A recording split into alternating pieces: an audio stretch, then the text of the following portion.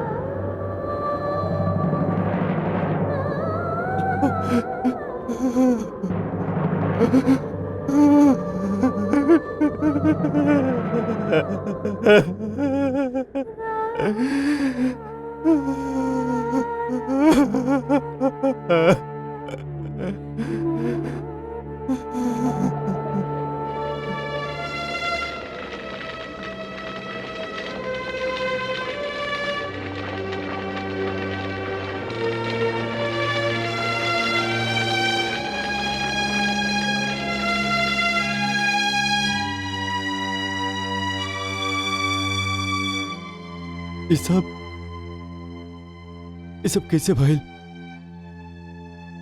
क्या कैलाश?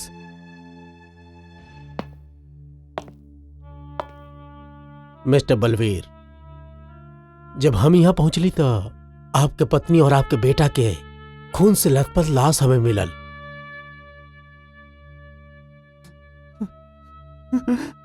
का बिगड़ले रहे हमार पत्नी और हमारू मासूम बच्चा केहू के जे जे इतना बेरहमी से मार देल गई लोग के। मिस्टर बलबीर, पुलिस गहराई से यह हादसा के तहकीकात करत बिया और हम कई अपराधी के गिरफ्तार भी कैले बानी, लेकिन कातिल के कोनो सुराग अभी तक हमके ना मिलल बा और ना ही कत्ल कैला के वजह समझ में आयल बा। सारा तफ्तीश से ये बात भी साबित हो गई बा कि मामला चोरी या डकैती के तना बा।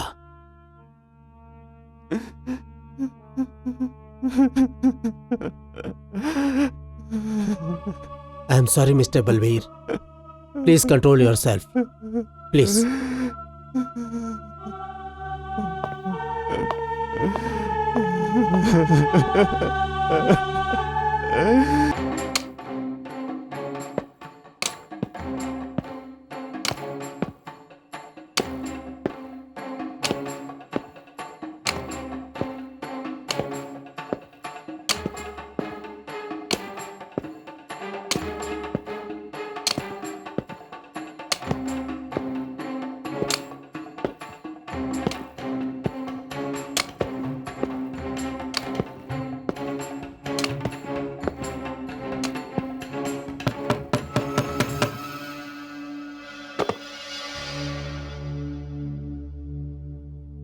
आओ सूर्यमन भाई।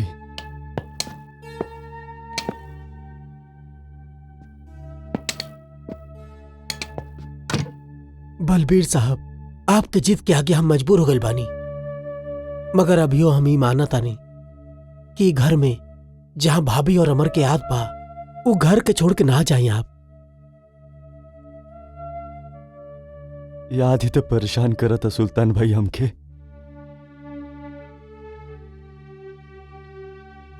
अब हमारे घर में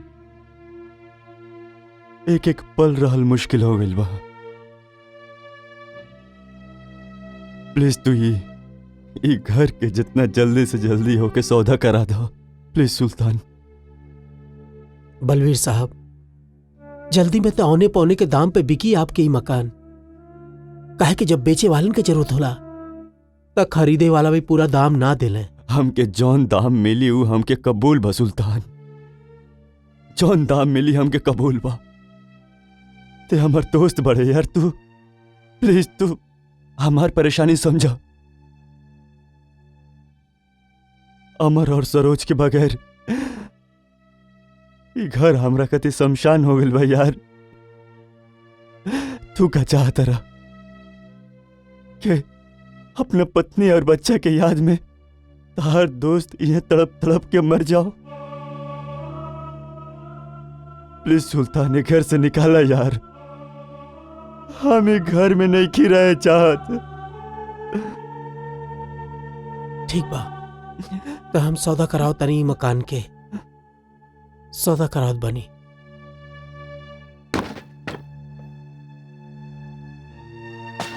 भाई साहब, आप ही घर छोड़ के जा रहल बानी? हाँ भाभी,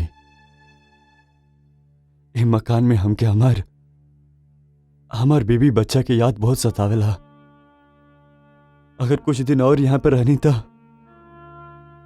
हम पूरा पागल हो जाए। लेकिन भाई साहब, केहू के संग मरल भी तो नहीं के जा सकत ना। जिए खातिर ही तो ये घर छोड़ के जाता नहीं। बस हमार भगवान से यह प्रार्थना बा कि जौन हमरा साथे भइल ऐसा अनर्थ दुनिया में केहू के संगे ना होके। एक ही पल में हमार सब कुछ उजड़ गई। रउआ लोग से मिलत रहे हम, और काल से रउआ लोग के नया पड़ोसी हुए मिस्टर अजीत। अच्छा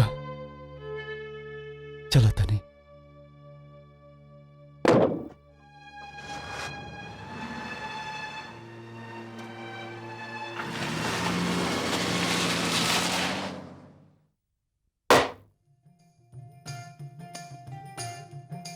नहीं पंडित जी। बेटी, पहले तू अंदर प्रवेश करा और अपन दहिना पैर अंदर रखा।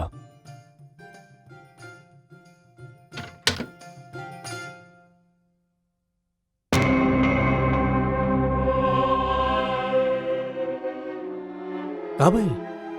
पता ना पानी गिरल बा कहीं से। पानी? चला कोनो बात ना। हम्म।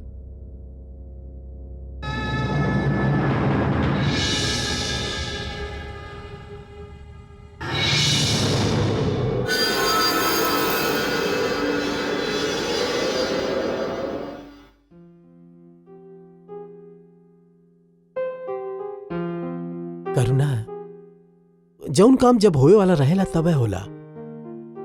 अब देखा ना, अपन खुद का मकान खरीदे खातिर हम कितना परेशान होते रहनी। कबो मकान अच्छा लगत रहते, लोकेलिटी नहीं अच्छा लगत रहे। कबो लोकेलिटी अच्छा लगत रहते, प्राइस ना जमल। इ मकान के देखला के बाद ऐसा लगला कि भगवान हमके इ मकान लॉटरी में देले बाड़े। वो सब तो ठीक बा, लेकिन कम से कम तो के इतना तो पता कर लेवे के चाहत रहे कि केहू भी आदमी हमने के इतना अच्छा मकान इतना कम पैसा में कैसे दे दी। अरे भाई, सुल्तान भाई से हमार बात हो गई रहे। उनके पैसा का सख्त जरूरत रहे, यही खातिर उ मकान सस्ता में दे देले। खैर, जौन कुछ भी हो, हम तो पूरा पैसा देके ही मकान खरीदले बानी। मकान के पूरा पेपर देके पूरा कानूनी तौर पे एग्रीमेंट कैले बानी। हाँ, ये मकान हमनी के सस्ता में तो मिलल बा, लेकिन Okay. अपन किस्मत। You are right. वो कहल जाला ना, एक के मजबूरी दूसरा की किस्मत। और जौन कुछ भी होके, हमनी के बरसों के तमन्ना पूरा हो गइल ना। हमनी के अपन घर, अपन छत, अब हमनी के अपन जिंदगी आराम से बितावल जाए।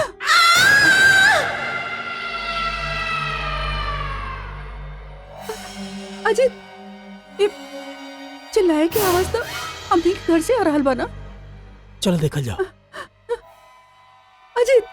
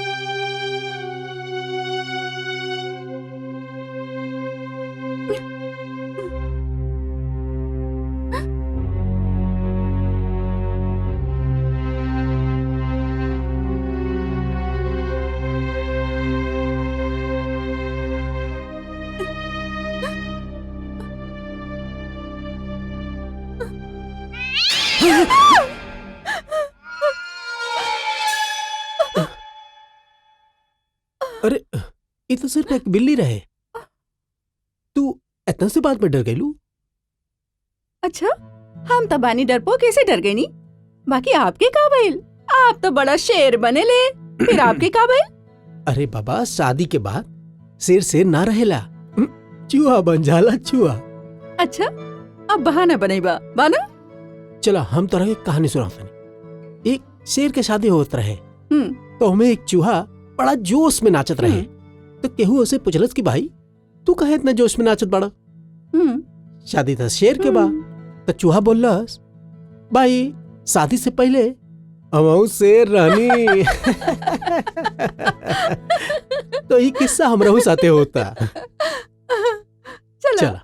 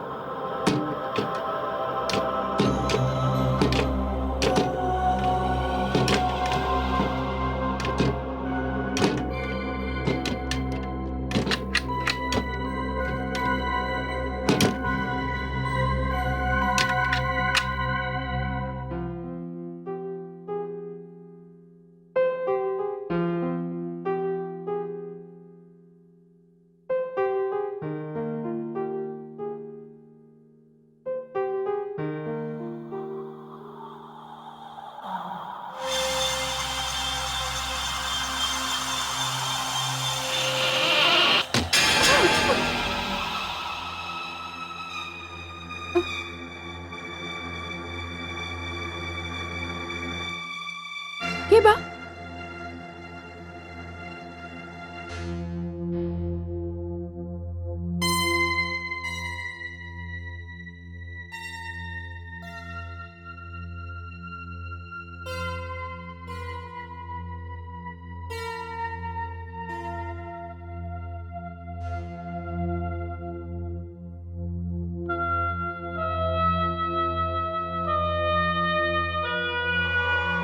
के बा?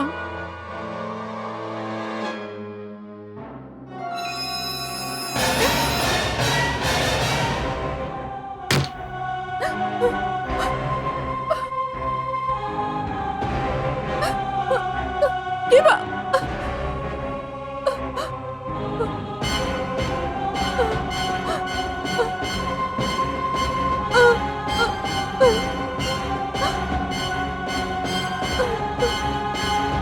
के बा? के बा?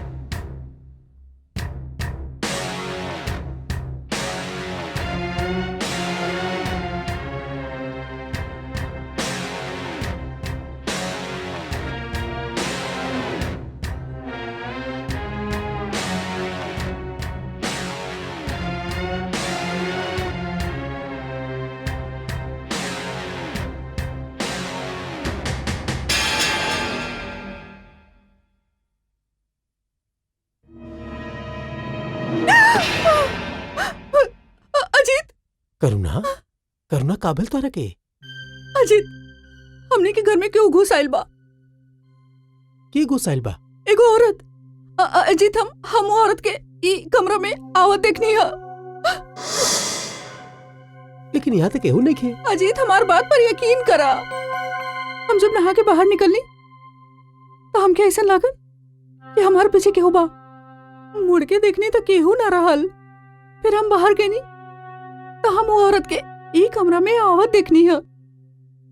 करुणा, ई घर के सारा खिड़की और दरवाजा हम अपने हाथ से बंद कैले बानी, तो केहू अंदर कैसे आ सकेला? लेकिन अजीत, हमने के कमरा की खिड़की तो देखा करुणा, कल रात वो बिल्ली की वजह से तू डर गयलू, और वो ये जगह यही खातिर तू ठीक से सुत भी ना पाइलू।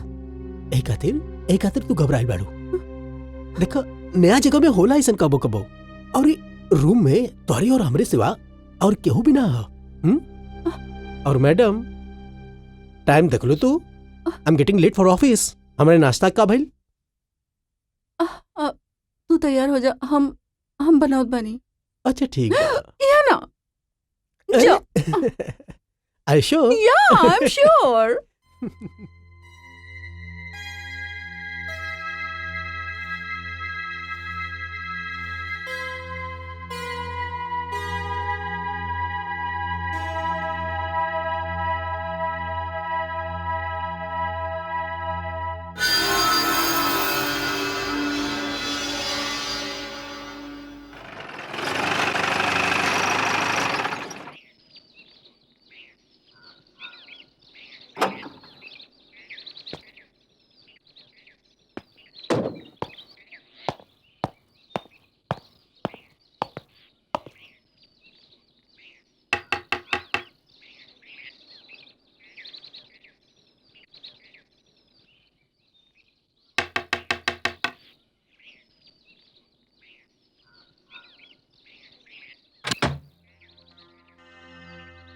जी, ई मिस्टर बलबीर धवन के मकान हुए?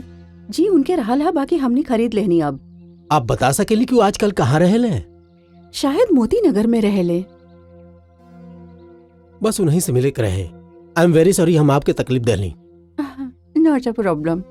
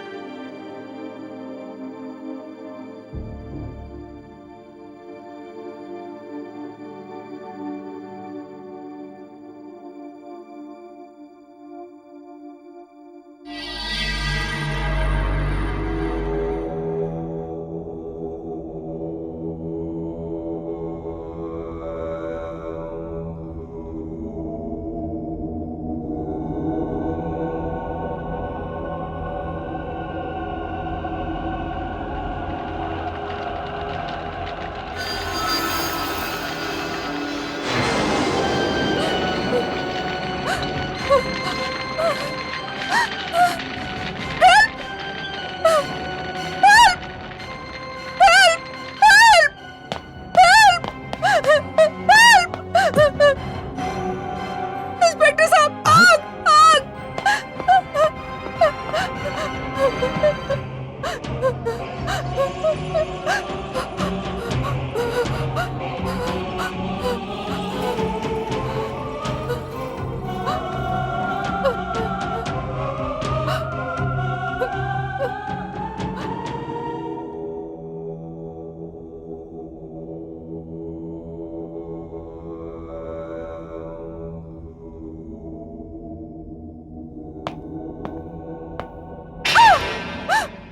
कहाँ है आप? कहीं तो ना? आप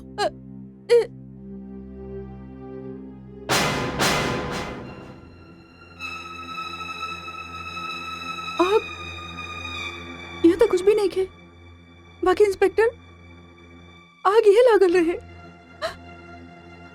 आप अकेली रह ली हैं? जी ना, हमारे साथ हमार पति भी रहले। का नाम है आपके पति के? अजीत कुमार। करना काऊ? PWD में इंजीनियर बड़े। Okay, I am sorry for inconvenience. हमको कोनो इन्फॉर्मेशन की जरूरत हो कि हम आपको तकलीफ दें। थैंक यू वेरी मच।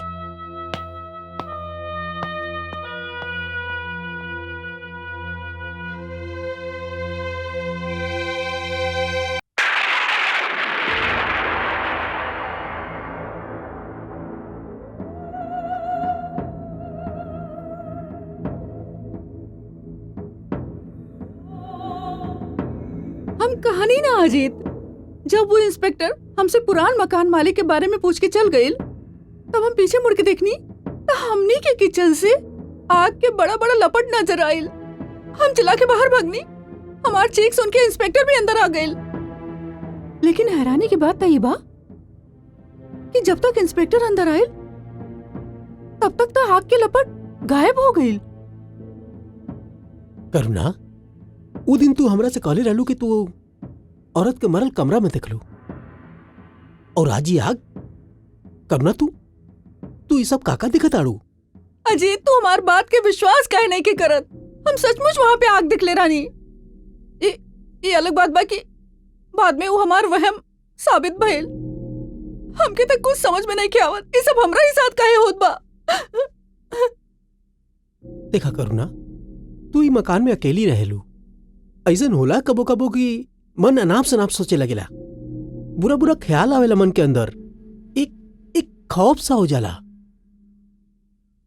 हमारे पास इलाज बा इस सब चीज के। का? तू कोनो पार्ट टाइम जॉब कहन कह ले लू, बिजी रहबू और इस सब चीज से दूर रहबू। अजीत, हमके पार्ट टाइम जॉब करे में कोनो प्रॉब्लम नहीं खे, लेकिन उसे घर नेग्लेक्ट होगी। लेकिन अगर फिर भी तू चाहत बाड़ा तो। अरे बाबा, हमारी मतलब ना रहे, हम तो सिर्फ तारा के एक सजेशन देते रहली बस।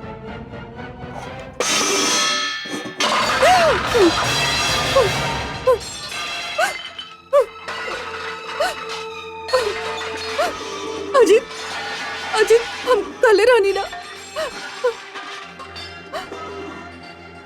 चला हमारे साथ। अजीत, अजीत, सुनो तू।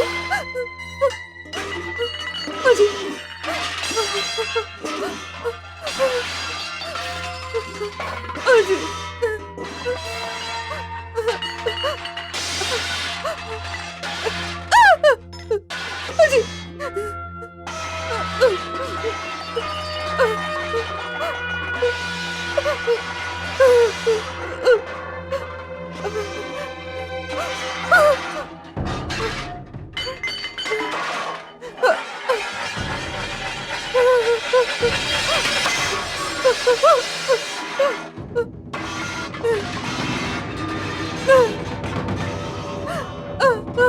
ना ना अजित ना ना अजित चलो यहाँ से अजित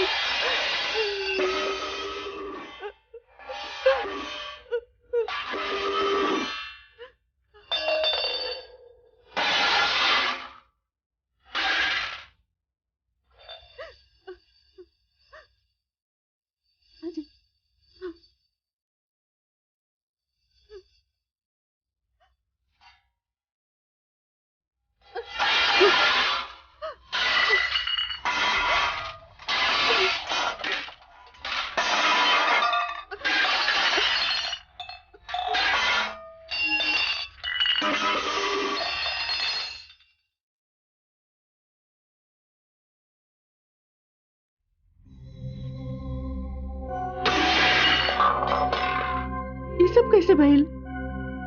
लागत है ये सब बिल्ली का करामात है। ओकर तो कुछ न कुछ करे ही पड़ी। उसे तो बाद में निपट ले, लेकिन अभी ये सारा बर्तन जमा में ही पूरा रात निकल जाई। अरे तू ये सब काम कैसे करबू? चला हम तोहर मदद कर देता नहीं। कोनो जरूरत ना बा, तू जाके सो जा, हम जमा ले। अरे बाबा कोनो जरूरत नहीं के, तू काहे करबू? जब सुबह काम वाली आ जाई तब करिया।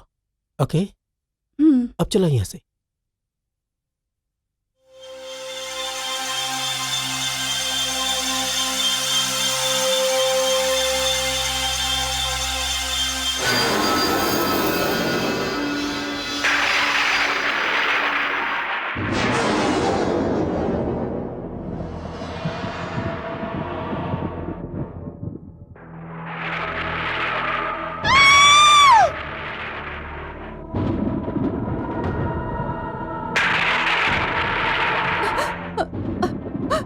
अजित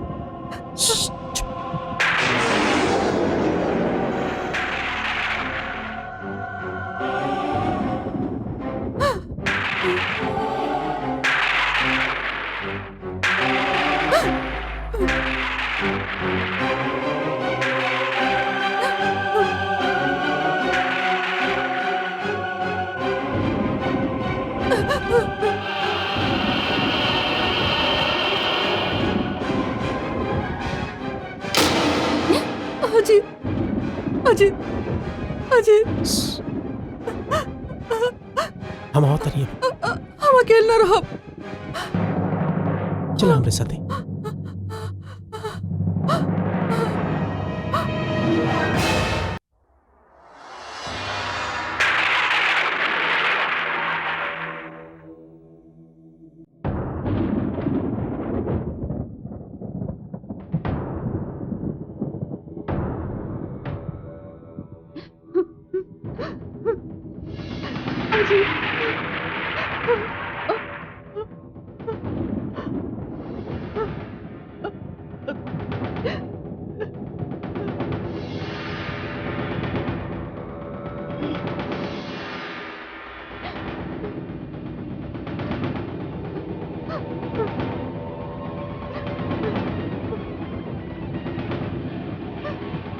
अजित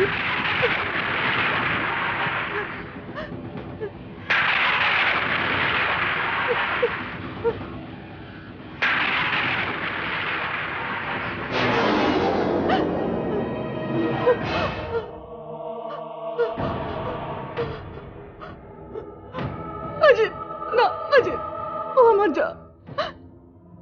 कुछ ना हो, डोंट वरी। चला हमारे साथ। अजित चला। अजित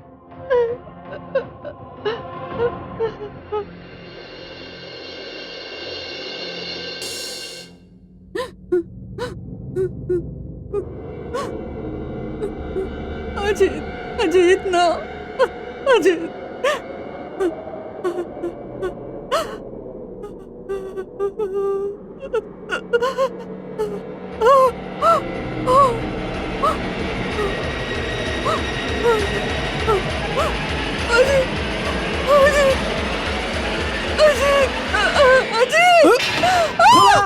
दरवाजा खोला, दरवाजा खोला।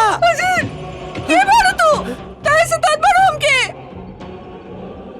हमने के छोड़ दा। हम यहाँ कबो ना आइब। हमनी वादा करता नहीं है वापस कबो ना आइबे।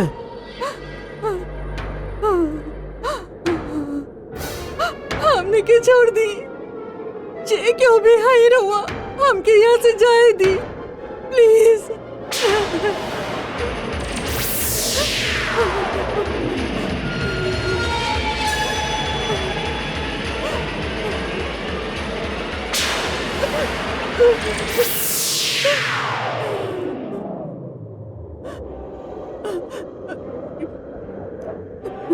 डरा मत, हम तू लोग के कोनो नुकसान ना पहुंचाई।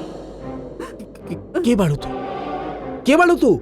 हम सरोज बानी। सरोज? हाँ, बलबीर धवन के पत्नी। बलबीर धवन की पत्नी? हाँ, बलबीर धवन के पत्नी। और यही घर में हमार और हमार बेटा का खून बह रहा है। खून? हाँ, बलबीर धवन के पत्नी। और यही घर में हमार और हमार बेटा के खून बह रहे हैं। खून? हाँ, ये कमरा में। देखिए, हमके ही खून के बारे में कुछ भी नहीं के मालूम। जब हमने घर खरीदले रहनी तो केहू घर के बारे में कुछ बतौले सुना ना, तो हम घर खरीदबे नहीं करती। हम आपसे वादा करता नहीं, हमने यहां से चल जाए बाहर, कब वापस ना आए। ना ना, हम तो दो लोगन के कोनो नुकसान पहुंचाने ना आइल बानी और ना ही ई घर से निकाले आइल बानी। हम तो बस अपन शांति खातिर रउआ लोगन से विनती करे आइल बानी। जे आदमी हमार और हमार बेटा के खून कर रहे वो अभी तक आजाद घूम रहल बा, पर हम ओकरा के सजा दिलावे के चाहता नहीं। का रउआ लोग हमार मदद करब? मदद? कैसे मदद? हम आपकी मदद कैसे कर सके नहीं? हम तो वो कातिल के बारे में कुछ जानत भी ना है। बताई, हम सब कुछ बताई। काहे कि सिर्फ हम जानता नहीं कि हमार कातिल के बा। वो बड़ा सातिर और बड़ा चालाक बा। पुलिस ओकरा पकड़े के तो अलग, ओकरा बारे में सोचे के भी बहुत दूर के बात बा। हम सब कुछ बताई। हमरा के आज भी याद है उ शाम हमार पति बलबीर कोनो जरूरी काम से दिल्ली जात रहे। हम सब सामान पैक कर देनी, दिल्ली पहुंच के फोन कर दिया। वो तो हम कहिए दम जान, लेकिन तू आपन और ये बदमाश के ख्याल जरूर रखिया। और सुना, मम्मी की ज्यादा परेशान मत ना पापा। हम फोन जरूर करें। बाय। संभल के जइहा।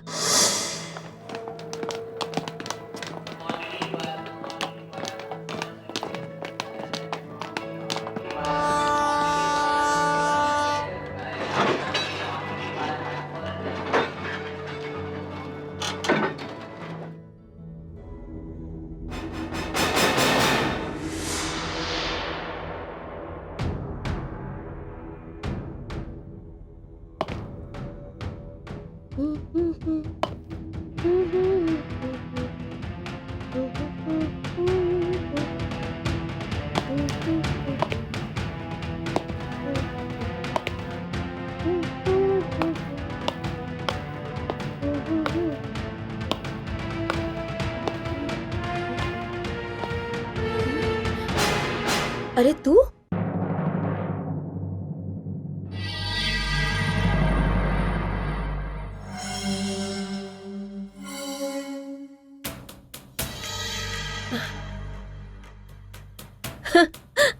कैसन कपड़ा पहन ले बाड़ा तू?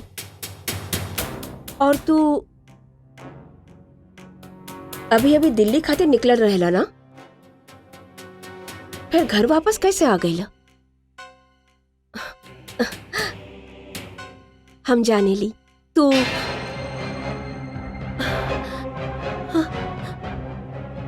ई, ई, ई का करेला तू?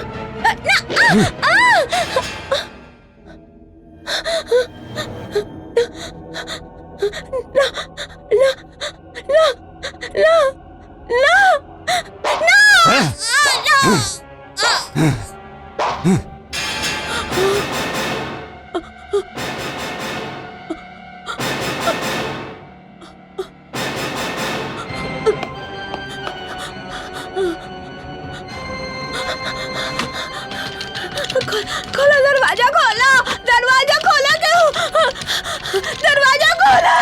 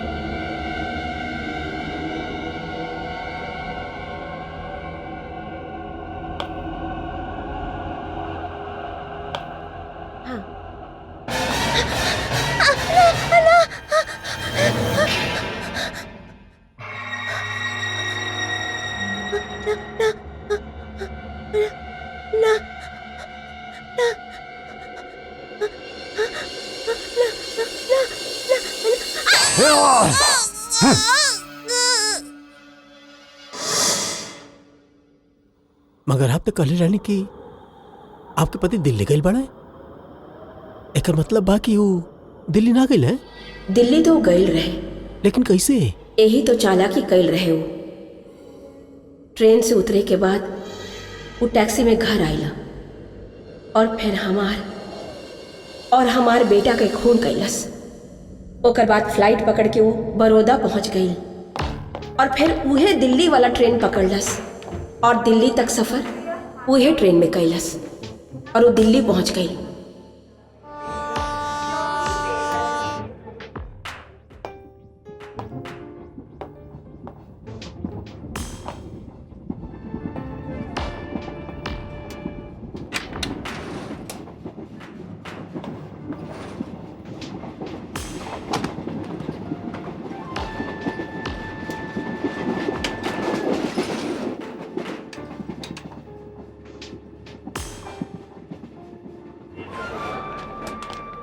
रउआ मिस्टर बलवीर धवन है? जी हाँ मिस्टर बलवीर, हमके मुंबई पुलिस से अभी खबर मिला कि रउआ के मुंबई पहुंचे के पड़ी। मुंबई? जी हाँ, लेकिन का है? देखिए हमके सिर्फ इतना मैसेज मिलल बा कि रउआ घर में कोनो सीरियस प्रॉब्लम बा। प्रॉब्लम बा? बताई ना का बात बा, आखिर प्रॉब्लम का बा? वो तो हमके नहीं के पता। मुंबई पुलिस से जो मैसेज मिलल रउआ तक हम पहुंचा दहनी।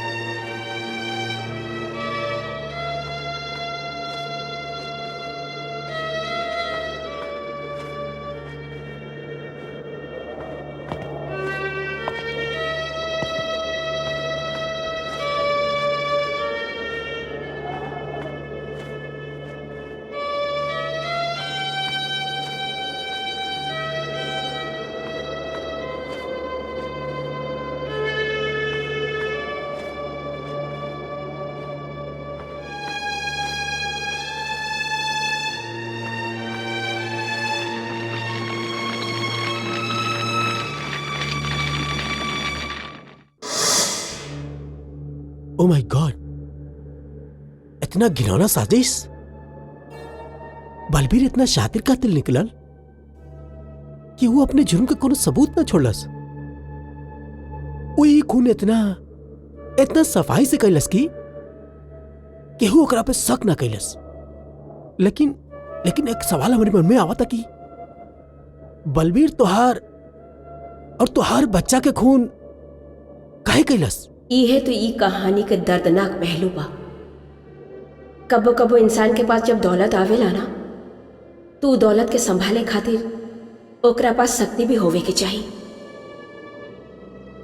हम तो बलबीर के फरिश्ता समझत रहनी, लेकिन वो ऐसा ना रहल।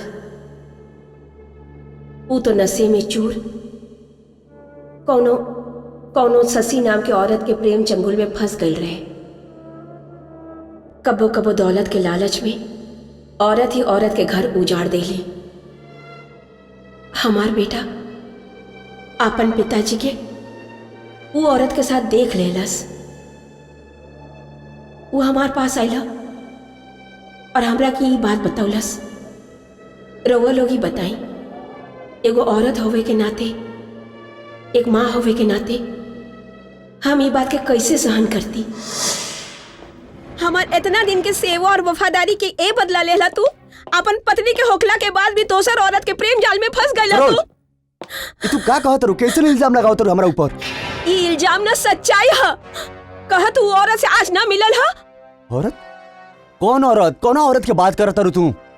अच्छा तो आवा हमरा साथे, सब कुछ पता चल जाई।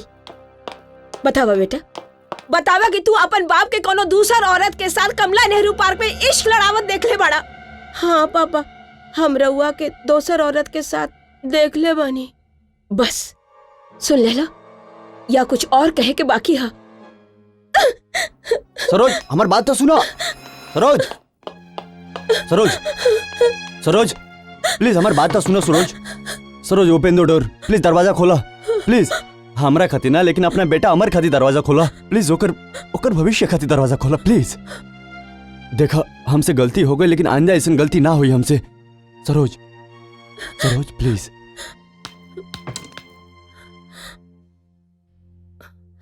जी, हमरा के छू के हमार सौगंध खा के बोला कि हमार सिवा कोनो दूसर औरत के साथ संबंध ना रखब।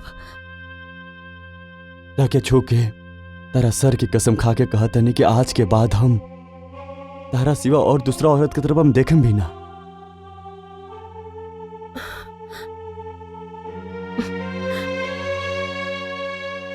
तू हमके माफ कर दलो? हाँ।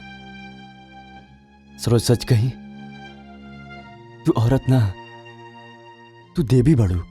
बस बस। थैंक्स।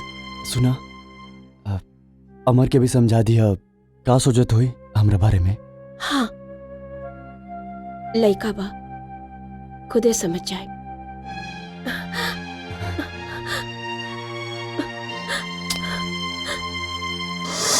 मिस्टर बलबीर धवन, ऐसा ना हो सकेला। तू एक साथ दो कश्ती पर सवार ना हो सकेले। शशि, हम तारा खातिर हम अपन पत्नी और बच्चा के भी छोड़ सकत नहीं। मिस्टर बलबीर, सरोज के साथ तू अग्नि के 7 फेरा ले ले बाड़ा। जिंदगी भर साथ निभावे के वचन दे ले बाड़ा तू ओके। और अमर तोहार खून बा, तोहार औलाद। और हम तो बस पराई बानी। तो हम कैसे ही मान ली कि तू हमरा से प्यार करेला? हो सकेला काल तोहार हमरा से जी भर जाए और तू अपन बीवी और अपन बेटा के पास वापस चल जाओ। शशि, फिर तू ही बताओ कि तारा के पावे खातिर हम का करें? Please tell me. हम जी कहा कर ना पाई बा तू। देखा शशि, हमरा सब्र के इम्तिहान मत ला। हम तारा के पावे खातिर कुछ भी कर सकते नहीं। You know I love you. अच्छा, सुना, हमरा के पावे खातिर तोहके अपन बीवी और अपन बेटा के खत्म करे के होखी। बोला, कर पाई बा तू?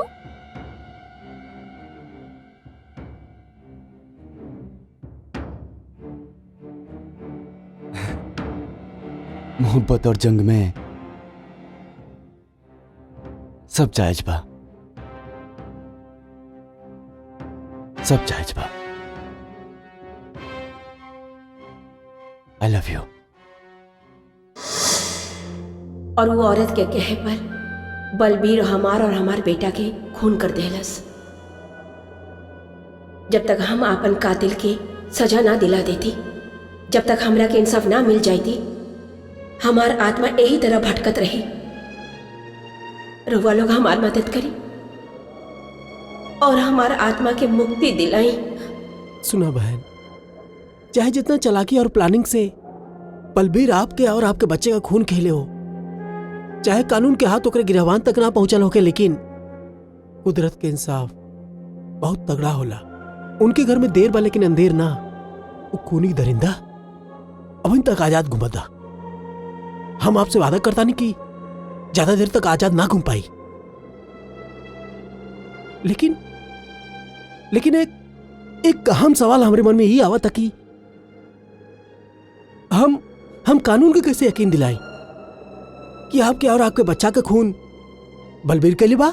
हम सबूत दिलवाइब, हम रउआ के बताइब, हम रउआ के वो मुजरिम तक पहुंचाइब जो काम रउआ कर सकेनी वो आत्मा ना कर सकेनी, और जो काम आत्मा कर सकेली वो रउआ लोग ना कर सकेले।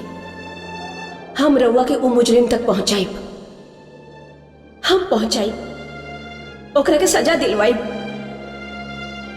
हम रउआ के बताइब आगे का करे के बा।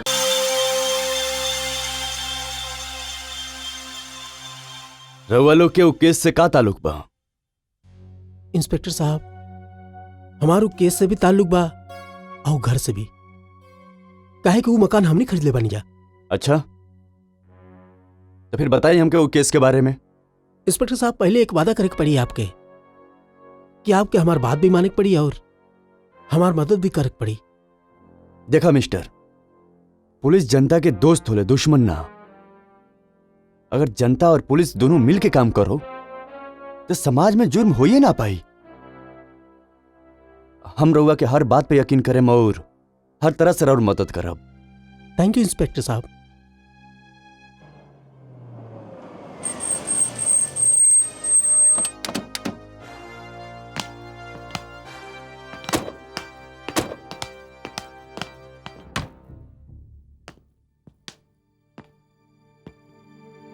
सरोज बहन, सरोज बहन,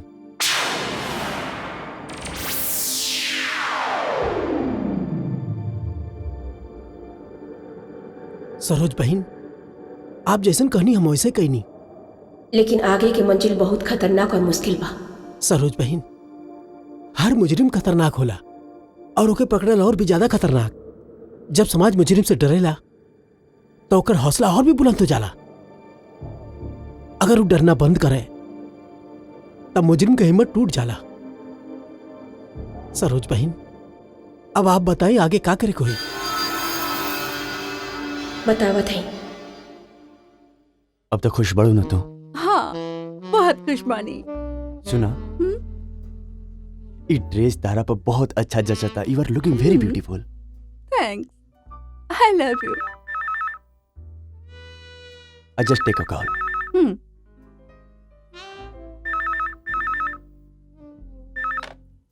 हेलो, बलवीर धवन स्पीकिंग। रहुआ के? मिस्टर बलवीर, हम अजीत बोलता नहीं। अजीत जे आपके मकान खरीदलस। अजीत? रहुआ के यहाँ का नंबर क्या डाला? देखा मिस्टर बलवीर, हमें वक्त बात बतावल जरूरी ना समझत बानी कि हमके आपके नंबर कहाँ से मिलल, लेकिन ये बात बतावल जरूरी समझत आनी कि जब हम ही मकान खरीदले रहनी, हमके ये बात मालूम ना रहे कि मकान में आपके बीवी और बच्चा के खून बहल बा। देखिए मिस्टर अजीत, ये बात रहुआ के बतावल जरूरी ना लागल और ना ही मकान बेचे के टाइम पे ही हम जरूरी समझने के सब केहू के बताई। And for your kind information, एक कत्ल के बारे में ना कि सिर्फ मोहल्ला जानता, पूरा शहर जानता वे। इट्स अ ओल्ड स्टोरी नाउ। सच कहनी आप मिस्टर बलबीर, आप ही मकान बेच देले बानी, लेकिन वो हादसा से मुतालिक कोनो सबूत आप वो मकान में भूल गए नहीं। देखिए, हम नहीं जानते रहुआ कौन सबूत के बारे में बात करते हैं। I don't know what you talking about. फिर भी चलो हम मान लेते नहीं कि रउआ लगे कोनो सबूत बा, अगर बा भी तो मेरा और का प्रॉब्लम बा? प्रॉब्लम हमके नाम मिस्टर बलवीर, प्रॉब्लम आपकी हो सकेला। हमके? जी हाँ, आपके। काहे कि वो सबूतन के आधार पे शक के सुई आपके कातिल होए के सबूत देत बा। और मिस्टर बलवीर, आप तो जानत बानी ना कि शक के हकीकत में बदलना में वक्त ना लगेला। रउआ कहे का चाहता नहीं? कुछ ना मिस्टर बलवीर, बस सब कुछ आपके हवाले कल चाहता नहीं। केंगा? देखिए मिस्टर बलवीर, आप हमारे बारे में कोनो गलत राय कायम ना करबे। हम कोनो झंझट में पड़ल ना चाहता नहीं। अब बस यहाँ आई, अपन सबूत लेके जाई। कब और कहाँ? अरे अपन घर में, आई मीन टू से हमारे घर में, आज रात के जब आपका मन चाहे। ठीक बा, हम आएम। I will be there.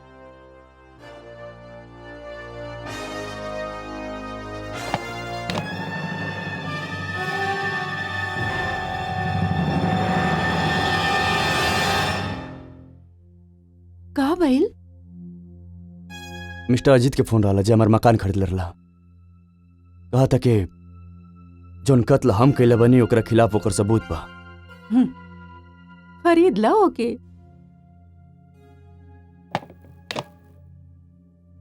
ना शशि,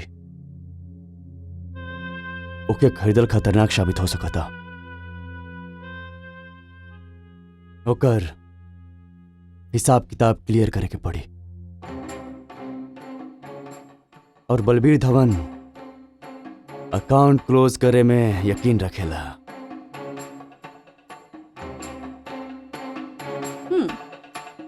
You know what? I love you.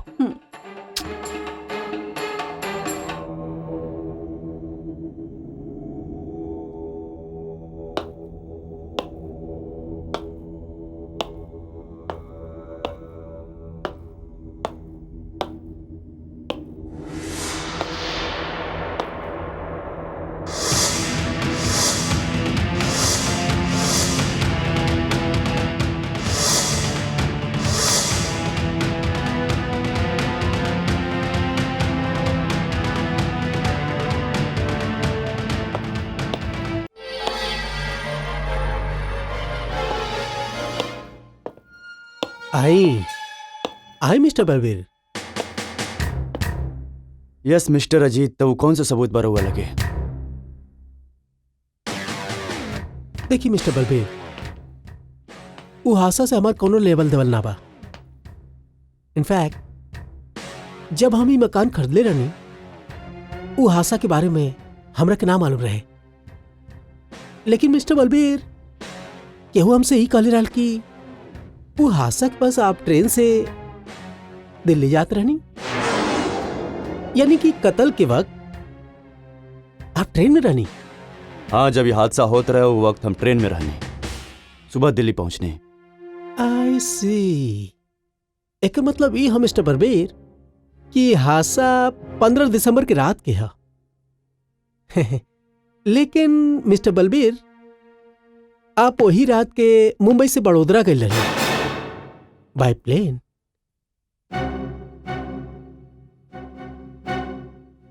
Irwa का बोलते नहीं? वो रात के एयर टिकट और बोर्डिंग पास जो आपके नाम के है वो हमारे पास था, जो आप यहाँ छोड़ गए रहनी। एक मतलब ये हम मिस्टर बलवीर कि बात का सबूत बा कि पहले आप ट्रेन में चढ़ ली, फिर बीच में ट्रेन से उतर गई, फिर अपने घर आनी, अपने बीवी और बच्चा के खून कहनी, फिर वही रात के प्लेन पकड़ के आप बड़ोदरा गई। जब वही ट्रेन से आप दिल्ली चले गई। वाह मिस्टर बलवीर, वाह, what a great planning. I am really impress. हाँ, वो टिकट और बोर्डिंग कार्ड कहाँ बा? हवे ना हमारे पास एयर टिकट, हाँ, boarding pass.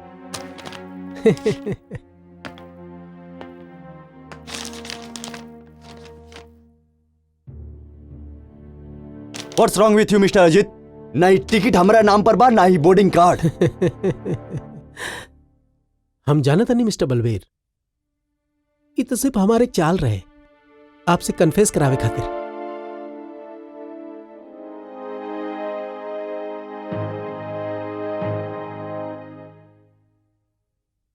Okay okay mister Ajit, let me tell you, राउर चाल तक कामयाब हो गई, मगर रउआ हार गईनी। वो कैसे? वो का बना मिस्टर अजीत, ए राज के रउआ और हमरा अलावा केहू नहीं के जानत। अब राउर जिंदा रहल हमरा खातिर मौत के दावत देवल जैसन होई।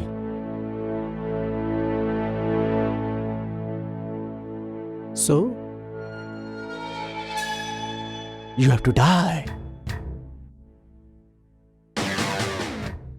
मिस्टर बलवीर, ये क्या करता नहीं? वे मिस्टर अजीत जौन हम 15 दिसंबर के कैले रहनी। देखिए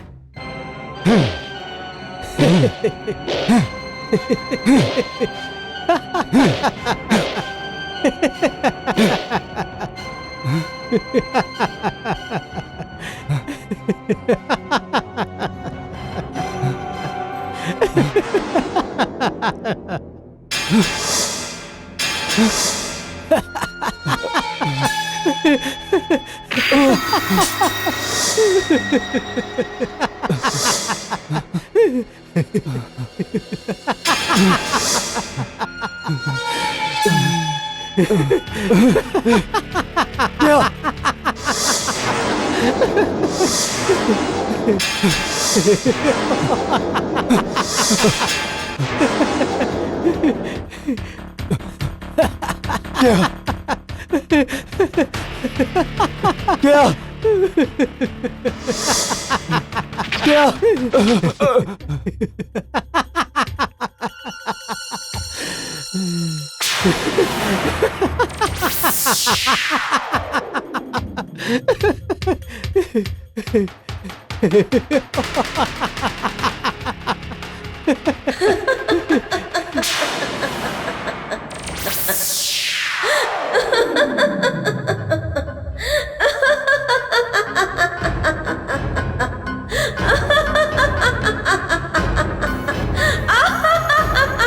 क्या हो तू?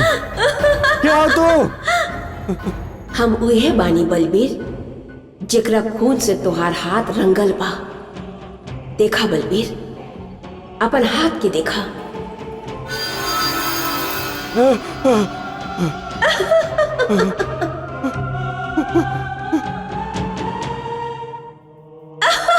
क्या हो तू?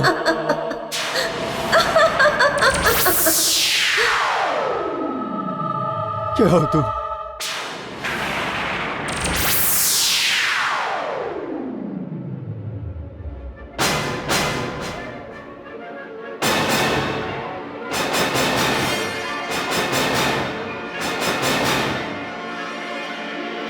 सरोज? हाँ सरोज, तोहार सरोज, सरोज के भटकल आत्मा याद बा? उहे सरोज जेकरा के अपन कातिल के तलाश बा। ना ना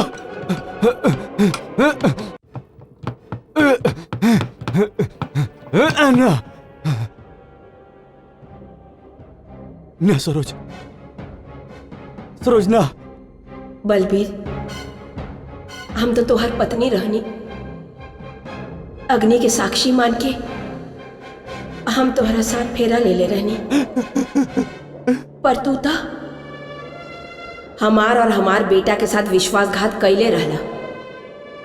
हम तोहरा खातिर का कुछ ना कहनी हा, लेकिन तू तो हमनी दोनों जन के मार डालस। सरोज, अगर सारा लोग तोहरा जैसन होई तो कौनो लड़की अपन मांग में सिंदूर ना भरी, कौनो पत्नी तोहार जैसे पति के हाथ कत्ल होवे खातिर कौनो संतान के जन्म ना दी, कब्बो न दी। अगर तोहरा जैसे और लोग हो जाए इस संसार में तो इस संसार तो कब्रिस्तान हो जाए। तू ऐसन काहे कैलस? तू हमरा के मार डालस। हमरा एकर कोनो गम नहीं खे। गम ये बात के है कि तू अपन बेटा के भी कत्ल कैलस। इतना बेरहमी से ओकरा मल्लस। कोनो दूसर औरत के कहला पे तू ई सब कैलस। काहे? वो औरत में ऐसन का रहे? कौन से रूपमती रहे वो जे हमरा में ना हा? तोहरा ऐसा ना करे के चाहिए बलबीर। बोला ऐसा काहे करलस? काहे कैलस? काहे? हमके माफ कर दो सरोज, हमके माफ कर दो। हवस के लालच में आनर हो गए रहनी सरोज, हमके माफ कर दो। हम जानवर हो गए रहनी वो लड़की के पीछे। हम इतना बड़ा पाप कैले बानी। हमके माफ कर दो सरोज, हमके माफ कर दो, माफ कर दो प्लीज सरोज। हम गुनाहगार बानी तार, हमके माफ कर दो। ई गुनाह कैला के बाद दोसर गुनाह भी करे वाला रहे। तू जानत रहला कि अजीत के पास तोहार कातिल होवे के सबूत बा और यह खातिर तू उ दोनों के भी मारा चाहत रहे। काहे? बस अपना आप के फांसी से बचावे खातिर हम ही दोनों के भी मार देवे चाहत रहनी। हमके माफ कर दा।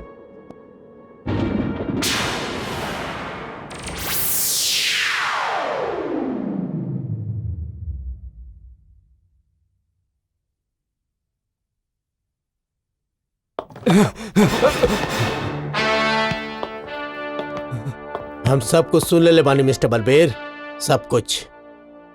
तो के ही घर में बुलावे के जाल पुलिस मिस्टर अजीत के साथ मिलके बिछौले रहल। तो हर एक बाले जुर्म रिकॉर्ड हो चुकल बा। हम आज तक पेशावर मुजरिम और पेशावर कातिल से इतना नफरत ना करी जितना तुह से हो गया मिस्टर बलबीर। हम तो ये सोच भी ना सके नी कि कोनो औरत के प्यार में अंधा होके एक इंसान अपन पत्नी और अपन बेटा के एक कदर कत्ल कर सकेला। छी, तो इंसान ना जानवर हवा बलबीर, जानवर। और हम देखब कि अदालत तोहरा पे कोनो किस्म के रहम ना करते हुए फांसी पे चढ़ावे। और वो औरत शशि चौहान, ओकरा के तो हम गिरफ्तार कर ही ले, जेकरा साह पे तू ही घिनौना अपराध कर ले बाड़ा। मिस्टर अजीत, मिसेस करुणा अजीत, हम और हमारा डिपार्टमेंट दोनों शुक्रगुजार बानी के आपके मदद से पुलिस ही पेचीदा केस के हल कैला में कामयाब भइल। हवलदार, ले चला एकरा के।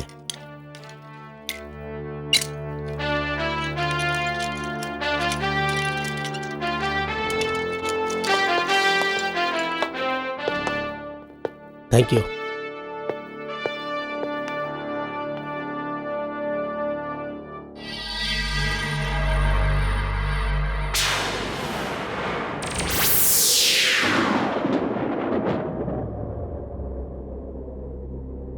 हमार वजह से तू दोनों को बहुत तकलीफ उठावे के पड़ल। हमरा के माफ कर दी, माफ कर दी हमरा के। एगो भटकल आत्मा और कर भी का सकेली। आज हमार आत्मा की शांति मिल गई। हमरा के मुक्ति सिर्फ रउआ लोग ही दे सकेनी। सब कुछ जीते के बाद भी हम सब कुछ हार गई नहीं, सब कुछ खो देनी। हम अपन आप के भी और अपन बेटा के भी। एको बार फिर हमरा के माफ कर दी। जाए से पहले भगवान से हमार एगो प्रार्थना बा कि संसार में बलबीर जैसन लोगन के पैदा न करे, कब्बो न करे।